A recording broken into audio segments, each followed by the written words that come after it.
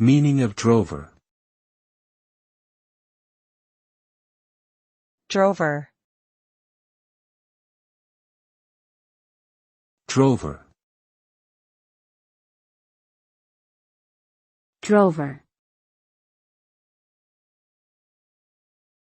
Drover.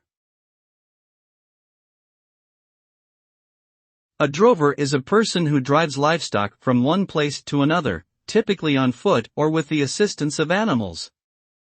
The term is most commonly used in relation to cattle, but can also refer to other livestock such as sheep or pigs.